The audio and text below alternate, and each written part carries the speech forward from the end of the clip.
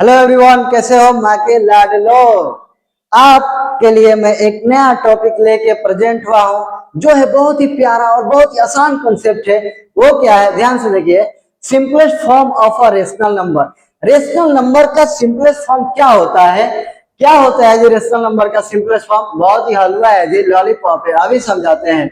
A rational number having no common factor other than one of P and Q, that is P and Q are co-prime and Q not equal to 0।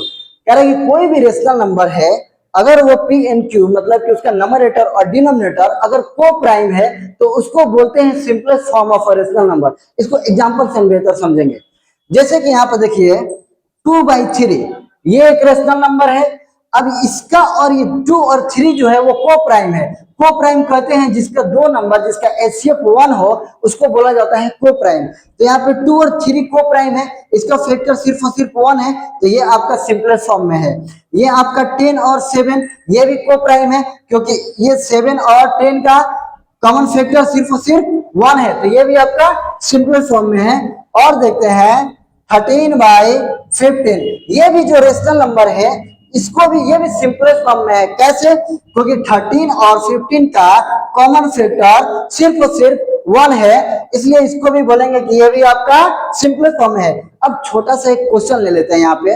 जैसे मान लीजिए ये आ गया 10/12, तो ये तो को प्राइम नहीं है, सॉरी ये तो आपका सिंपलेस्ट फॉर्म में नहीं है। अगर क्वेश्चन आ जाए कि ये जो नंबर है आप उसको सिंपलेस्ट फॉर्म में करिए, तो करना कुछ नहीं है, इसके एचसीएफ से डिवाइड कर देना है दोनों को। देखिए कैसे, क्या करेंगे, 10 को भी डिवाइड कर देंगे 2 से और 12 को भी डिवाइड करेंगे 2 से, क्योंकि दोनों का एचसीएफ आएगा 2, तो ये आ जाएगा आपका 5, ये आ जाएगा आपका 6। अब ये जो 5/6 आया है ये आपका सिंपलेस्ट फॉर्म में है। कैसे? क्योंकि 5 और 6 का कॉमन फैक्टर सिर्फ और सिर्फ 1 है, इसलिए ये क्या है, सिंपलेस्ट फॉर्म में है।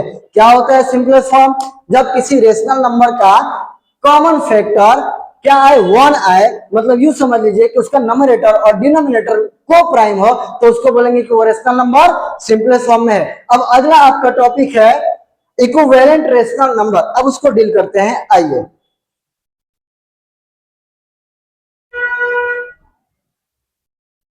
आपका ये अगला जो टॉपिक है वो है इक्विवेलेंट रेशनल नंबर। बहुत ही आसान है, एकदम आराम से समझेंगे, कोई दिक्कत नहीं, ठीक है, क्योंकि बहुत ही आसान है जी, बिल्कुल आसान है। और आसान भाषा में आपको बताएंगे क्या होता है। इस डेफिनेशन पर आप मत जाइए, इसको डेफिनेशन को छोड़िए, हम कंसेप्ट आपको देते हैं एकदम आसान वाला। देखिए क्या होता है इक्विवेलेंट रेशनल नंबर।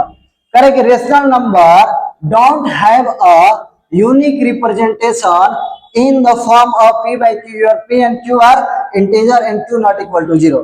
कह रहे कि कोई भी रेशनल नंबर जो होता है उसका यूनिक रिप्रेजेंटेशन नहीं होता है p by q के फॉर्म में, ठीक है, where p and q are integer। अब इसको ध्यान से समझिए, एकदम एक एग्जांपल से है।